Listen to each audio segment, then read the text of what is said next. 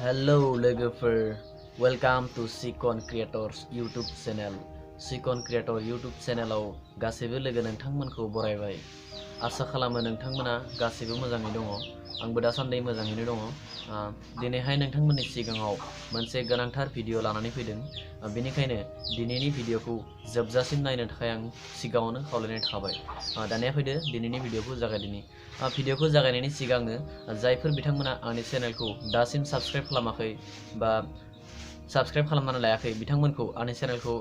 थाबैनो साबस्क्राइब खालामनानै लानो थाखाय सिगाङावनो खावलायनाय थाबाय लोगोसे खाथिनि घन्टा बटनखौबो प्रेस खालामनो खावलायबाय जाहाथे आंनि गोदान भिडिअ आपलोड होनायफोरखौ नोंथाङा थाबैनो नटिफिकेशन मोननो हानाय बायदि दानिया फैदो दिनैनि भिडिअखौ जागायदिनि सो लेट्स गो BPF आरो UPPL हान्जाखौ खौसे जामारबाय ना मा होननानै बयबो सोमोनांदों बा बयबो मोजां मोनदों खौसे जामारबाय बा खौसे जानायखौ नुनानै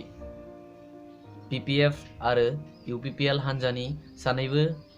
दैदेनगिरिया दाखालि थांनाय 19 आगस्ट खालारै मुंख्लं बिनेश्वर ब्रह्मनि गोथार मुंख्लं सान फालिनायाव मोनसे जौसाङावनो UPPL दोलोनि गाहाय दैदेनगिरि आरो BPF दोलोनि गाहाय दैदेनगिरि बिथां सानैखौ मोनसे जौसाङावनो लोगोसेयै नुनायनि थाखाय जोंनि बर' रायजो राजा बिथांमोना जोबोद खुसि जादों लोगोसे आंबो खुसि जादों बिथांमोननि बेबायदि खौसेखौ नुनानै दा नाथाय बिथांमोननि खौसेया दान्दिसेनि ना अराय जोरनि बेखौ जों बुंनो हाला मानोना बेखौ समासो खोन्थासिगोन बेनिखायनो जोंनि बर' रायजो राजा बिथांमोना जोबोद गोजोननाय मोनदों जोंनि गावस्रानानै थानाय दोलोफोरा खौसे जानायखौ नुनानै जाहाथे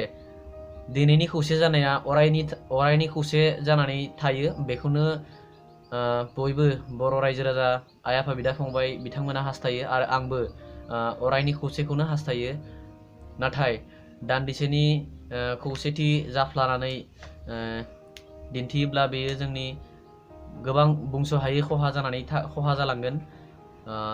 बिनिखायनो आं आफा इसोर बोराइ बाथौनि सेराव आरज गाबो जाहाथे जोंनि बे खौसेखौ बा जोंनि बे खौसे जानाया अरायनि थाखाय खौसे जानानै थायो बेखौनो आं आफा इसोरनि सेराव आरज गाबनानै खावलायो जाहाथे जोंनि बे खौसेखौ अराय जोरलांबाय थानो थाखाय बा जोंनि खौसेखौ अराय लांबाय थानांगौ बेखौनो आं आफा इसोरनि सेराव खावलायबाय